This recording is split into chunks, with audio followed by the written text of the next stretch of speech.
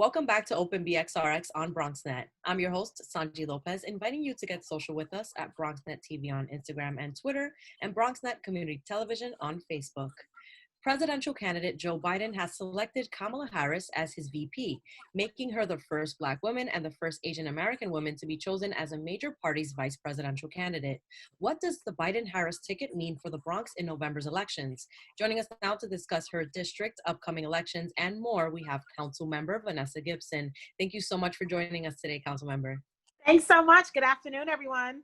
Good afternoon. So first and foremost, just to start, can you please give us an update on your district and the work that you've been doing there lately through pantries, community cleanups, and more? What are the people asking for most? So I think that people are asking for a lot. I think the COVID-19 pandemic has hit the Bronx like never before.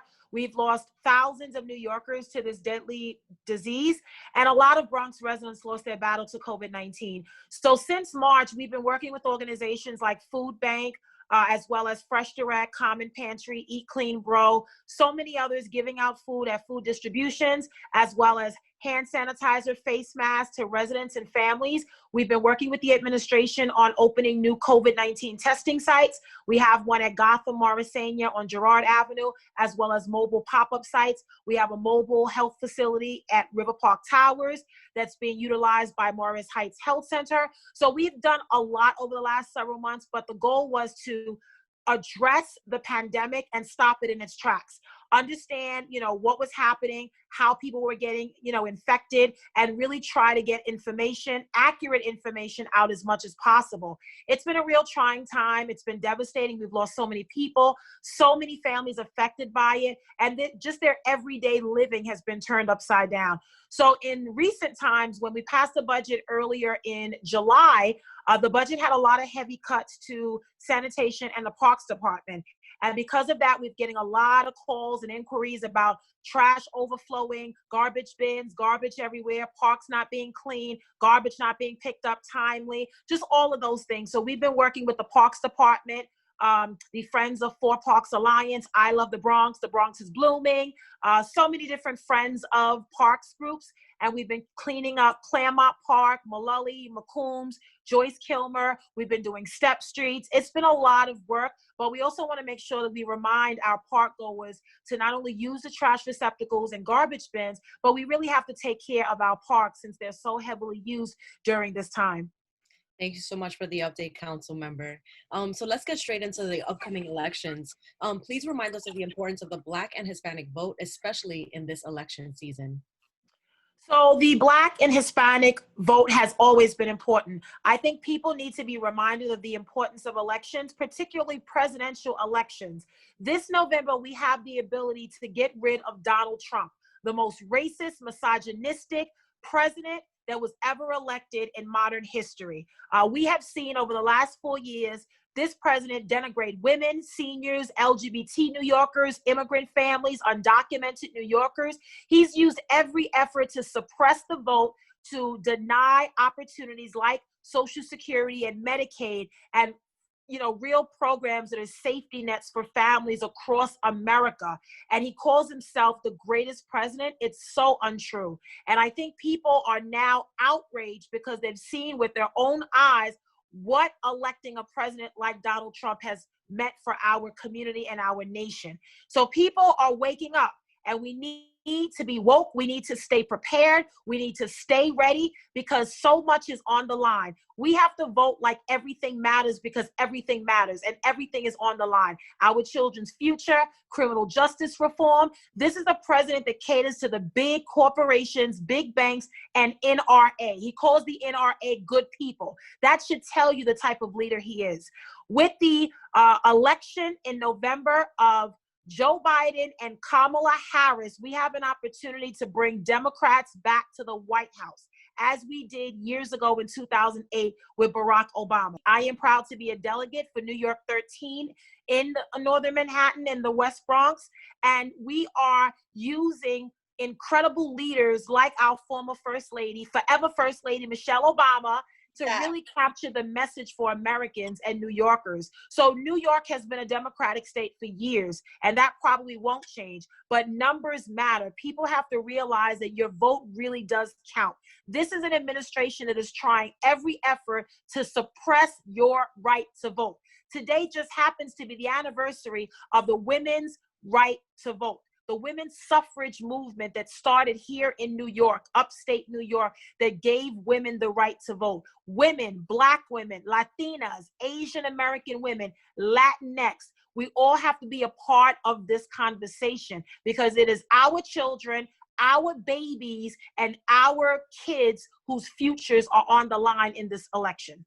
Right. Thank you so much, Council Member. We heard Michelle Obama's State of the Nation. Yes. She was infuriated on the State of the Nation, and she actually said the quote, "We live in a nation that is deeply divided, and I'm a Black woman speaking at the Democratic Convention." So that is enough to solidify the fact that changes are coming. And, you know, with Kamala Harris as the first Black VP female, I also wanted to hear your opinion on that. A lot of folks have strongly held opinions on Harris's record as a California prosecutor. Should she be held accountable for that as VP? And please give us your thoughts on that.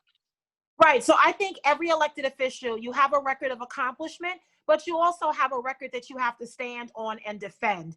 And we as elected officials make very important decisions on behalf of our constituents that have a long-term impact. Some may agree, some may not agree. But one thing I appreciate about Joe Biden's decision is he recognizes the power of Black women. African-American women have led our democracy for generations. We have been the most disrespected, undervalued class of people in this country. Alabama, Black women elected Doug Jones to the U.S. Senate a few years ago, right? And so Black women have always come through. And now it's time to elect an African-American woman who happens to be qualified. When he made his announcement last week, I cried.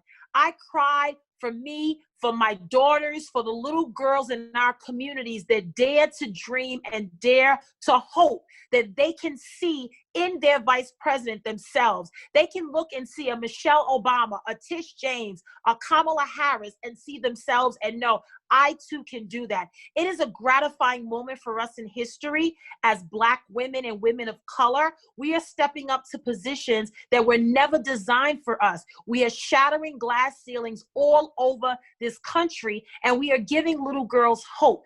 That is our job. And yes, I know Kamala Harris as a U.S. Senator, probably the second African-American U.S. Senator from the state of California, as well as her previous role of Attorney General, being a prosecutor, right?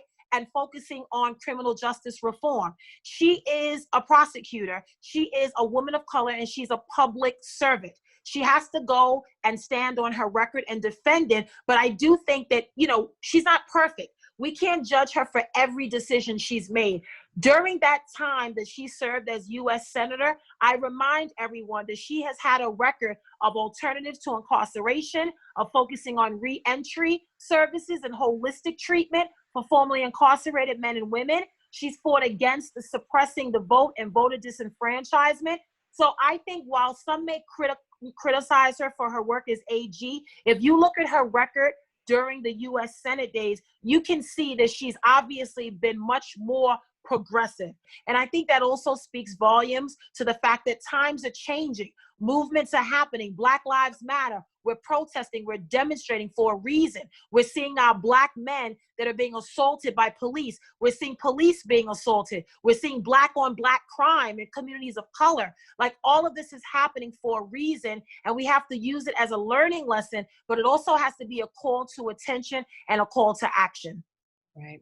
Now, Councilmember, low voter turnout and voter suppression are huge concerns here in our borough, especially now with mail-in voting and the Postal Service crisis. Michelle Obama even addressed this in her keynote speech at the first night of the Democratic Convention. Councilmember, how are you and other elected officials ensuring that the Bronx has a fighting chance to equal voting this election? So we are doing a lot on the ground, in the streets, grassroots efforts, outreach. First, we are promoting the Census 2020 because every New Yorker must be counted so we can access necessary federal dollars. The deadline was pushed up by this president, so we have until September 30th to get counted, but also voting. voter education and voter registration. A lot of the efforts from the state legislators in Albany on early voting, which we have now in New York State, thank God, making sure that we encourage absentee voting, that you have to request your ballot and make sure you get it in time before the election, but also same-day registration. There's a lot of things that the state legislature can do and has been doing to really focus on getting people encouraged, engaged, and being a part of the process. We also have to remind those who are formerly incarcerated that you may have a criminal record, but you are still able to vote, because sometimes they don't tell you that you can vote because they don't want you to vote. Black and brown people need to be a part of this process, because every decision made by leaders affects you every single day. It affects your household, your community, your block, your corner, and it matters. Young people need to be involved, and that's why we have civic engagement and efforts for young people to be registered early. They can pre-register as early as 17 years old, so when they turn 18, they will automatically be registered to vote. But there's a lot of things we're doing, but honestly, we have to take it to the streets. We have to meet residents where they are, at the salons, the barbershops, the bodegas, the beauty salons, the supermarkets, the churches. Now that everyone is starting to come outside, we have to have an active campaign to register voters. The deadline is 30 days before the election, so the deadline will be in early October to make sure that we get everyone registered to vote. As your plans for candidate for borough president, what do you imagine the future of the Bronx could look like post-COVID-19? So it's going to take us a while to get out of the post-COVID-19, this pandemic that has really hit the Bronx in a real, negative way. We've lost so many people, older residents with underlying health conditions. I think moving the Bronx forward has to be a message of resiliency and strength. We have to have a plan. We have to address health disparities that residents face pre-COVID, during COVID, they will face after COVID. We have to get people working again. 800,000 New Yorkers lost their jobs due to the COVID-19 pandemic. So we have to get residents working again. We have to have a comprehensive plan on what the school reopening looks like next month.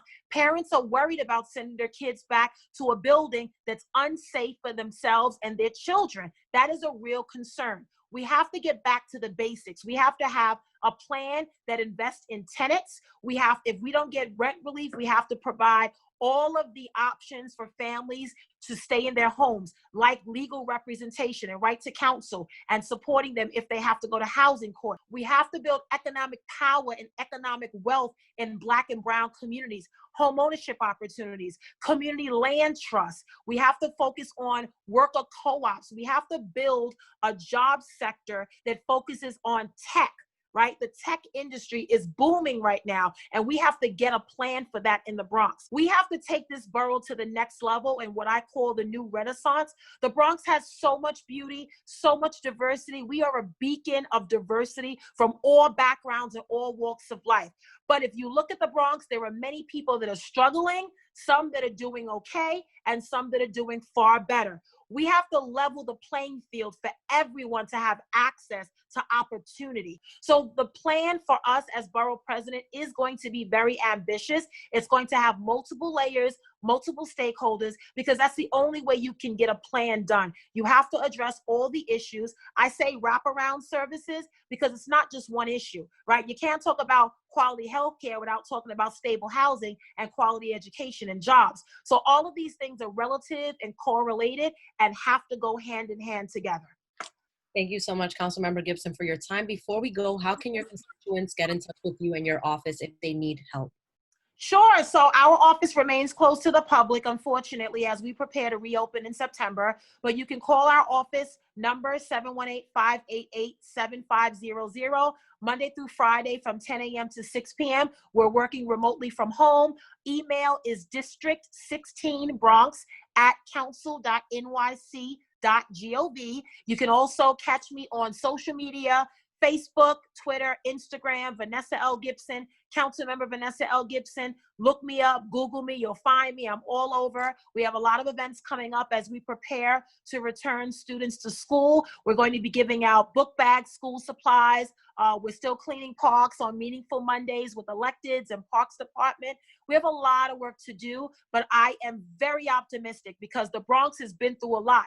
We've had our darkest days where we have literally hit rock bottom, but we have gotten back up. We have stood strong and tall, and we have survived. And there's no time like the present to show the resiliency of the Bronx than it is during this COVID-19 pandemic. So stay strong, Bronx residents. We are all in this together. This is a little bit of a setback, but every setback is preparation for a comeback. And we're going to come back stronger like never before. So I look forward to working with all of you. Reach out to us. We're happy to work with you and help you in any way we can. Nothing like that Bronx strength and resilience. Yes. Thank you, Councilmember Gibson. We'll be right back, folks.